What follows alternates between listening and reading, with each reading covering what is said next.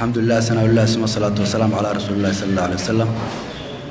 أقاسمها جود وسارد جدتك قايدك جد هرولت جدتك أقاسمها شجود يكون سجن مدرشان قيمها له بدو بيكون حاجة ذا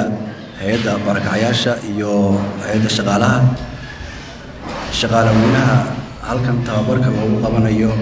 مناسبة قيمها له حفلة قلنجبينتا دراولينتا دولة معلمينتا أقاسمها واحدة هرمونتا قايدك جدتك صحافة السلام عليكم ورحمة الله وبركاته. runtii xafladani sida loo sheegay waa xaflad aad u qiimo badan oo waxa weeye waa xafladii ugu horeysay ee loo qabto shaqaalaha dawladda ee darawaliinta ah.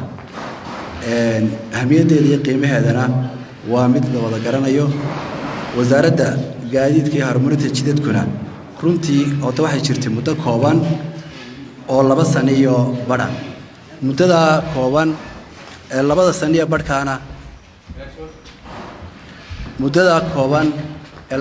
badhkaana runtii waxay ku tallaabsatay horumarin ballaaran oo runtii ayay ku tallaabsatay waayo darawaliintu beriga hore waxay ahaan jirtay inaan la marinin nidaamka la mariyo oo ah in loo dhiibo oo ay soo akhriyaan shuruucda in maxay hayday la mariyo in la mariyo testiga indhaha oo laga qaado waxay ahayd waxyaabahaas oo dhan runtii waxay ahaayeen kuwa aan marinin. berdhaweyd baa anigu waxaan liisa ka qaatay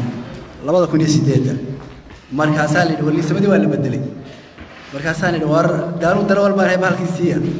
waxaan u imiyay agaasimaha guud saa la yidhi liisinkii waa la bedelay agaasim buuggan qaado soo akhri maxay hayday waxaad martaa imtixaanka wada runtii waxaan ka faa'iiday buugga aad aragteen ee dadku ay dhagaysanayaan ee isleeyihiin waxba kuma duuna waxa weeye waxaan haruun igu bixin oo runtii aad iyo aad u qiimo leh hadday tahay shuruucdii wadamarinta hadday tahay nidaamkii hadday tahay wax kasta oo waxa weeye ku saabsan ayaa runtii ku jira. marka dabeetana sidii baan imtixaanka u galay oo ardaydii imtixaanka gashay ee maxay hayday laga qaaday aan ka mid noqday. marka waxa weeye qiimaha ay leedahay darawalnimadu waxa weeye qofka darawalka ahi waa inuu qof mas'uul ahaado waa inuu qof sharciga shuruucdii garanaya ahaado waa inuu ahaado maxay hayday qof intaas oo dhan xambaarsan waayo waxa la badbaadinayaa ee waxa weeye waa naf bilaadan. wasaaradda gaadiidka iyo horumarinta jidadkuna runtii aad iyo aad bay muddadii koobnayd horumarin ballaaran ay ku gaadhay. marka dardaaranku waxa weeye waxaa barateen sideeda ugu dhaqma haddii ilaahay nafta idiin daayo. wasaaraddana waxaan u rajaynaa insha allahu inta hadhena kulley annaga way naga dulboodeenoo jaarna waa nahay oo malaa waxaysan idinku idin dambeeyaanoo waxaan filaya waan ku xignaa annagana waxaan rajaynayaa insha allah inay noogu horreysayaan oo darawaliinteeduna ay ka mid noqon doonaan dufcaddan xigta.